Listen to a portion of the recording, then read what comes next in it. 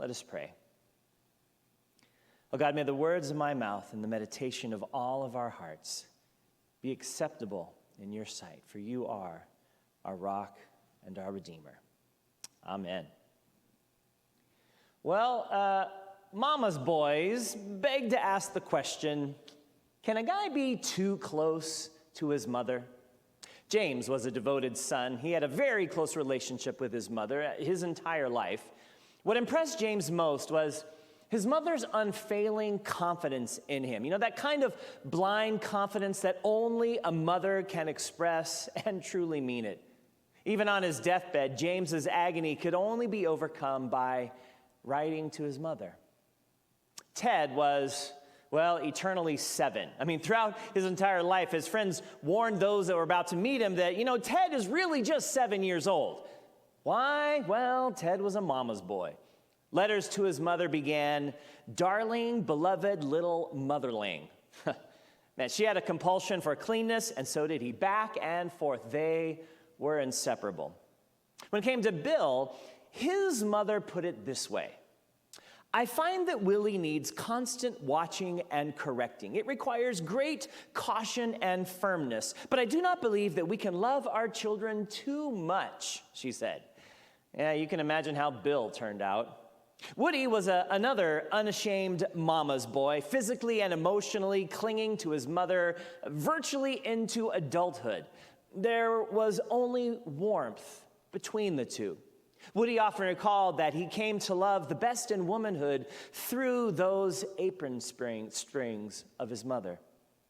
Harry's mother mothered Harry quite a bit. She sat up with him countless times when he needed her. Is it any wonder that Harry returned the favor continually throughout his lifetime? Harry's mother lived to be 94 years old, and right up to the last, there was Harry conducting business matters from his mother's bedside. Then there's David. Even when he was a big boy in the army, he never stopped writing his mother. In fact, he once swiped a top-secret directive to order a Mother's Day card for her. All throughout David's life, he subconsciously imitated Mama, her laugh, her expressions, her smile. But then again, John imitated his mother too. All of these men were mama's boys. In times of crisis, it was always mother who came to mind. So, can you be too close to your mother? If you can't, you might turn out like, well, James Garfield, or Teddy Roosevelt, or Woodrow Wilson, or Harry S. Truman, or Dwight David Eisenhower, or John Fitzgerald Kennedy. Even Lyndon Johnson's most cherished school paper was entitled, "I'd Rather Be a Mama's Boy." And don't even get me started on Lillian Carter's boy. Of course, all of these men grew up to become President of the United States of America. And now, as Paul Harvey says, you know the rest of the story. Welcome to our second week in a brand new sermon series entitled Imperfect, the Jacob Saga. We're following the crazy, and I literally mean that, crazy story of Jacob from the first book of the Bible, the book of Genesis. Jacob was the grandson of Abraham, the father of all. And although Jacob was a mama's boy, he also, and spoiler alert, he's going to become the father of Israel. Now, the only question is, how is he going to get to that place? Isaac and Rebekah gave birth to twins. Esau was the first one out with red hair covering his entire body like a fur coat. Jacob came out second, but he was grabbing on to his brother's heel. And he kept grabbing as the story developed. As they grew, Esau loved to hunt and to be outdoors, while Jacob stayed close to home and to mom.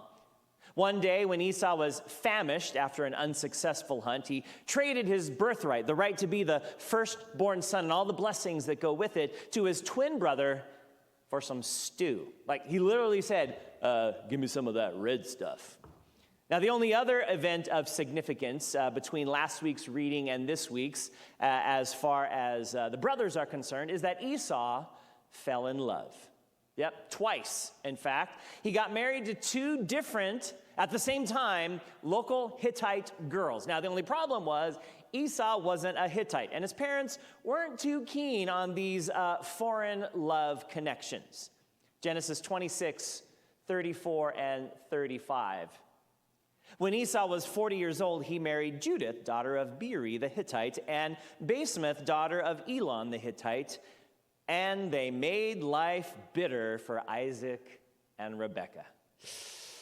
Ouch. I mean, there hasn't been a whole lot that our boy Esau has done right in this story so far, which takes us up to today's reading. Genesis chapter 27, verse 1. If you have your Bibles, I'd love for you to open them and follow along. Take out the church app and click on Bible, and you'll pop it right up to chapter 27, and you can join us. And as always, we'll also have the lyrics on the screen as well. Genesis 27, the first 4 verses. When Isaac was old and his eyes were dim so that he could not see, he called his elder son Esau and said to him, "My son." And he answered, "Here I am." He said, "See, I am old. I do not know the day of my death. Now then, take your weapons, your quiver and your bow, and go out into the field and hunt game for me. Then prepare for me savory food, such as I like, and bring it to me to eat, so that I may bless you before I die." Isaac seems to be nearing the end of his life, and he decides now is the time. It's time to pass on his blessing, to transmit the promise that God gave his father Abraham. And now he's ready to pass it on to his son Esau. It's time to settle the inheritance. The narrator tells us that not only was Isaac's eyesight failing, but literally he's practically blind at this point in his life. And as the story progresses, we'll discover that blindness turns out to run deeper than just his physical inability to see. Isaac decides that a great way to pass on his blessing is with a feast, right? Because food makes everything better, doesn't it? He sends Esau out to hunt some fresh game, make one of his favorite meals. I'm thinking maybe barbecue venison ribs. Verse 5 and following. Now, Rebekah was listening when Isaac spoke this to his son Esau. So when Esau went into the field to hunt for game and bring it, Rebekah said to her son Jacob, "I heard your father say to your brother Esau, 'Bring me game and prepare for me savory food to eat, that I may bless you before the Lord, before I die. Now, therefore, my son, obey my words as I command you. Go to the flock, get me 2 choice kids, so that I may prepare from them a savory food for your father, such as he likes. And then you shall take it to your father to eat, so that he may bless you before he dies.'" Okay, you can't tell the players without a program, so if you're keeping score at home, it's shaping up like this. Unbeknownst to the home team, Isaac and Esau, the underdogs, Rebekah and Jacob, are planning a sneak attack. Now, it's important to remember part of the reason why Rebekah has Jacob as her favorite, right? And it goes back to Genesis chapter 25, when she received a word from the Lord prior to even giving birth to the twins, that God told her that the younger will be greater than the older. And so this becomes this driving force behind her plan. Now, the Bible doesn't say what happened between Isaac and Rebekah after receiving that oracle from the Lord, but I can't imagine that Rebekah kept that information to herself. Can you? I mean, surely she would have mentioned something that momentous to her husband, right? That God let her know that the younger son is going to be exalted over the older. And remember, this was prior to even giving birth. Neither of the children had been born yet. They hadn't had time to get to know each other and to form loyalties. Nevertheless, 40 years later, Dad is ready to do all he can to give his blessing to the firstborn, Esau. Mom, however, has a different plan. Forget venison ribs. Let's go with a nice flatbread goat shawarma sandwich. And your father's as blind as a bat, she says, so we can totally do this. Verse 11. But Jacob said to his mother, Rebekah, "Look, my brother Esau is a hairy man, and I'm a man of smooth skin. Perhaps my father will feel me, and I shall seem to be mocking him and bring a curse upon myself and not a blessing." Now, isn't it interesting in what Jacob doesn't say? right? He doesn't say, Mom, maybe we should rethink this plan. Lying to my own father, willingly attempting to deceive him, impersonating my one and only brother. Isn't that more than a little, shall we say, morally problematic? Now, what he says is, what if I get caught, Mom? I mean, they don't call him Harry for nothing. Have you seen my arms lately? And there's some keen insight into Jacob's character right there. His one objection is, what if I get caught? Verse 13. His mother said to him, let your curse be on me, my son. Only obey my word and go get them for me. John Holbert, in The Storyteller's Companion to the Bible, remarks that it's a fearful thing in the ancient world to call down a curse upon oneself, as Rebekah just has done. And he believes that it indicates the astonishing lengths to which she will go to ensure that Jacob receives his blessing, this unwavering commitment to both her son and to God's promise that was made to her so long ago. And Jacob, assured now that he won't have to accept the full consequences of his deception, becomes the dutiful son and follows mother's orders. Verse 14 to 17.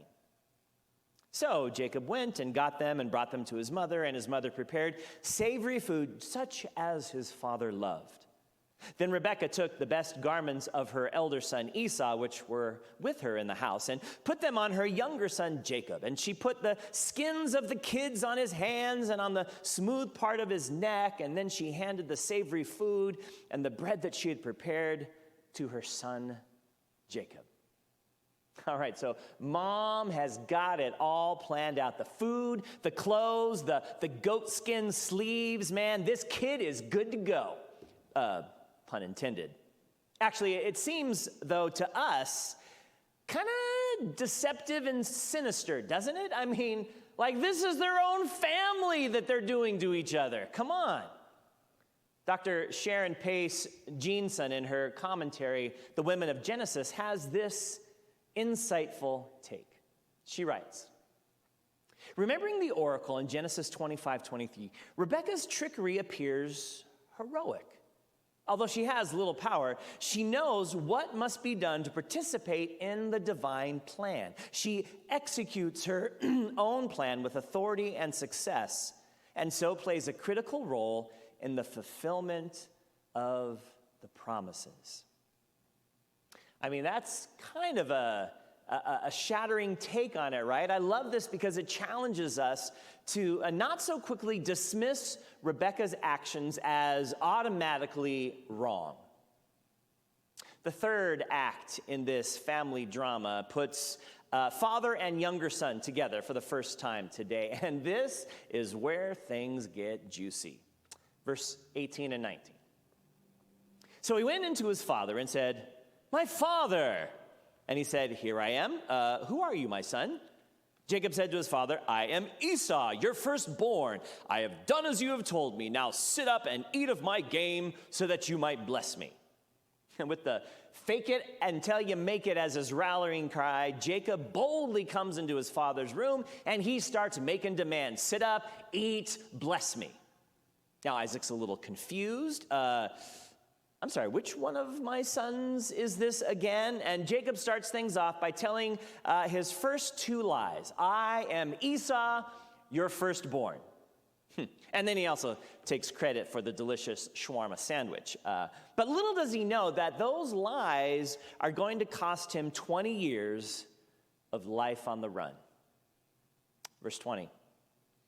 But Isaac said to his son, "How is it that you have found it so quickly, my son?" He answered, "Because the Lord your God granted me success."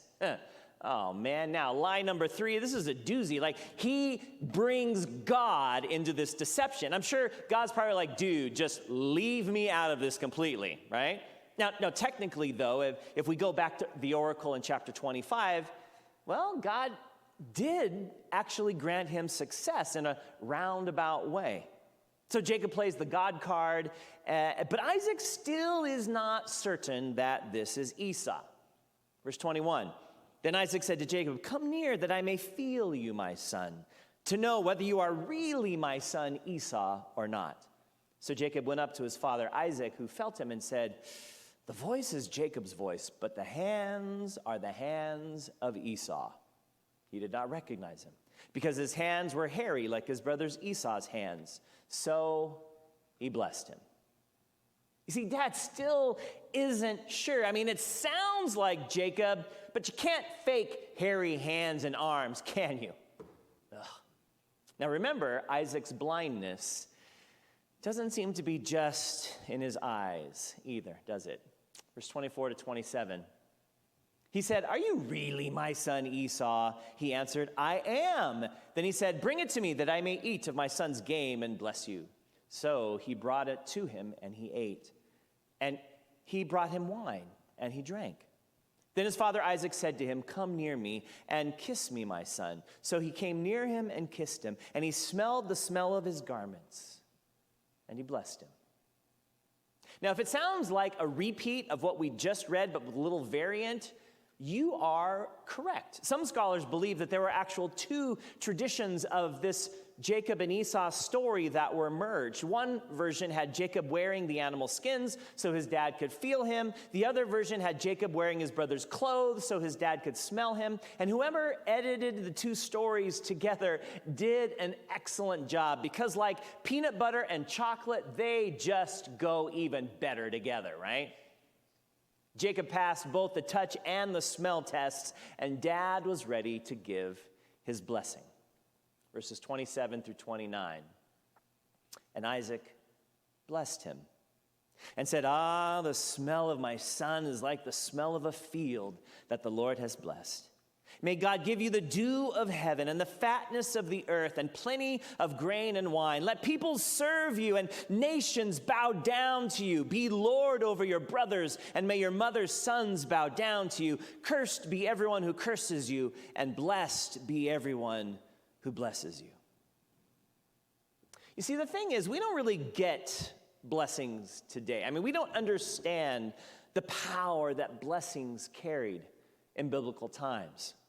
Walter Brueggemann, in his interpretation commentary on Genesis, remarks, "Blessing is understood as a world-transforming act, which cannot be denied by modern rationality. The pursuit of blessing characterizes existence as intergenerational. Parents and children have a deep stake in each other's destinies. The narrative assumes and affirms that spoken words shape human life. They mean what they say."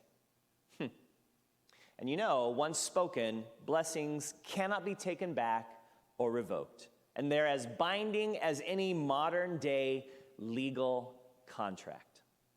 So let's go back and look at this blessing a little bit more closely, right? The blessing starts with family. It moves to national and international relations. It's a prayer for fertility and power, and it even includes God's exact promise to Abraham from Genesis 12, verse 3, that everyone who curses him will be cursed, and everyone who blesses him will be blessed.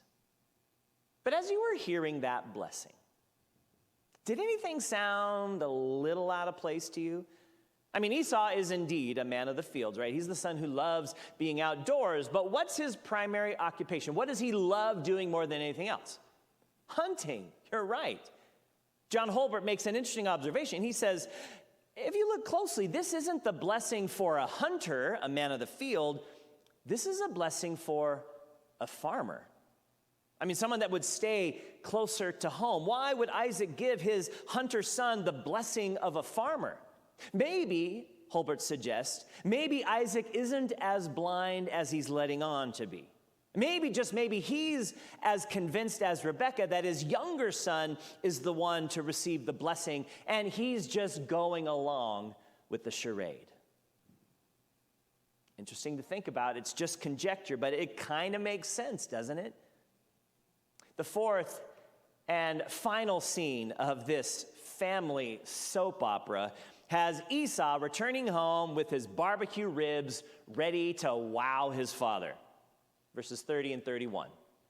As soon as Isaac had finished blessing Jacob, when Jacob had scarcely gone out from the presence of his father Isaac, his brother Esau came in from his hunting. He also prepared savory food and brought it to his father. And he said to his father, "Let my father sit up and eat of his son's game so that you may bless me."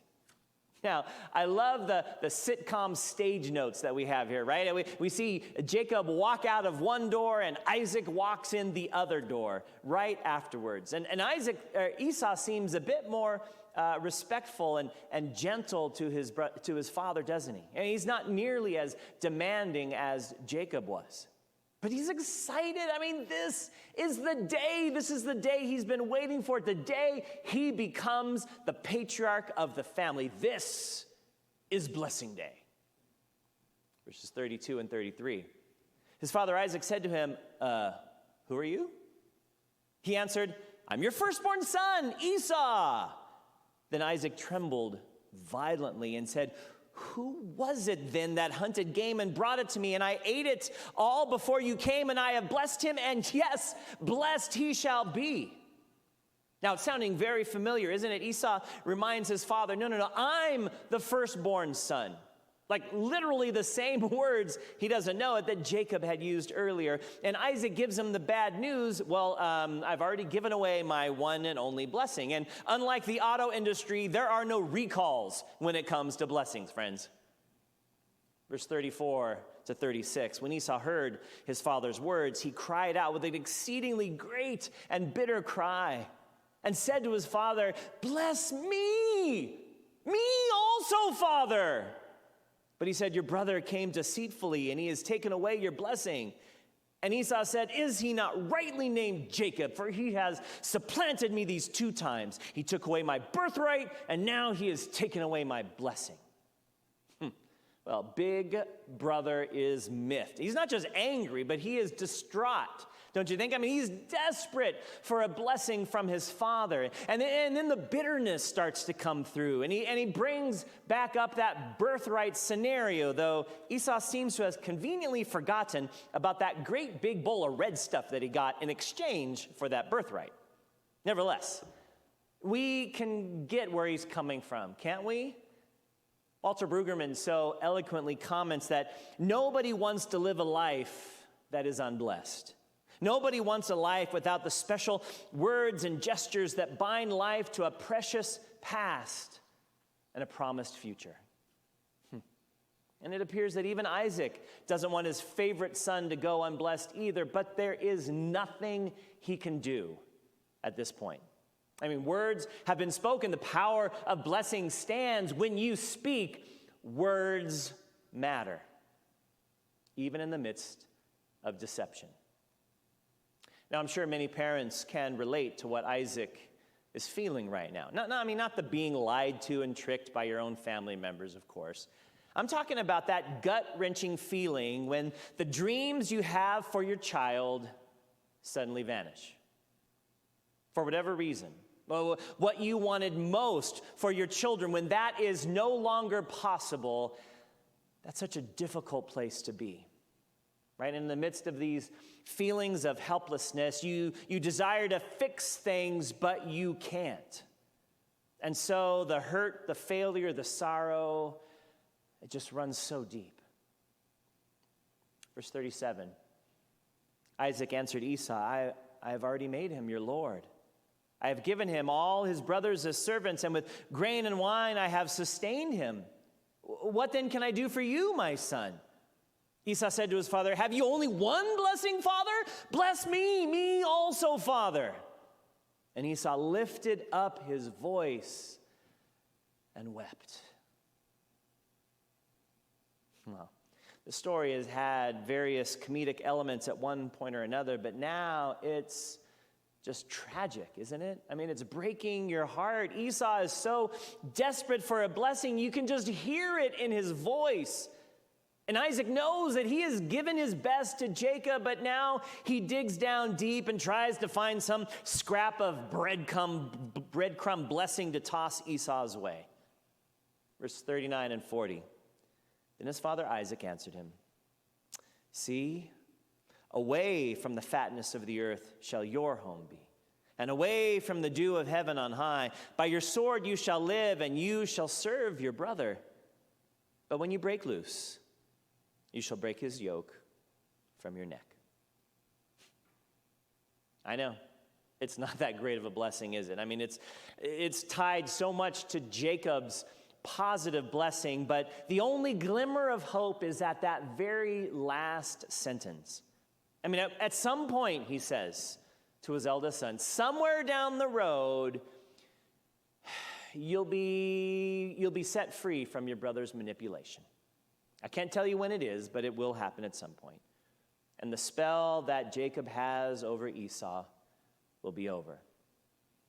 And just like that, Isaac's dream for a peaceful and proper closure to his life, it's been dashed, thanks to Mom and Grabber. So, what do we make of this strange and compelling and equally frustrating story? Well, we could just say something like, life doesn't discriminate between the sinners and the saints. It takes and it takes and it takes, but that's not very satisfying, is it? For starters, I loved something that Kathleen O'Connor wrote in her Smythe and Helwe's commentary on Genesis. And she says, this really isn't a story that's modeling how we should live our lives, right? It's not a collection of moral instructions, how to lie, cheat, and steal and get away with it, all with God's blessing. No. That is not what this is about. She writes, its narrative trickery tells how Israel came to be, how its principal patriarch overcame obstacle upon obstacle by conniving deeds, determination, and energy so that they, as a nation, could survive. I've mentioned it before, but the Bible wasn't written like a daily newspaper, complete with as it happened events as they unfolded. No, the text was written down long after the original events took place themselves. And they reflect a community's interpretation and explanation as to why things are the way they are. The story could very well have been told to show how the father of Israel did whatever he could to ensure their future as a people, and to explain why the Edomites have always been Israel's enemy. I mean, but even with this understanding, you still have got to give it to Jacob. I mean, this imperfect deceiver, he still gets the blessing. He still is God's chosen one. Why? Why would God choose Jacob to move the story forward? Well, here's the answer. We don't know. I know it's not very satisfying, is it? We don't know. God does not explain God's motivations or God's reasoning. No, in the midst of Jacob's faults, failures, and sins, God's love and grace still flows through him. Go figure. Just how is it that God would hitch his wagon, so to speak, to someone like Jacob? Someone so, imperfect. Maybe there's hope for each one of us after all. Scandalous, isn't it? Such is the way of God and God's amazing grace. Amen.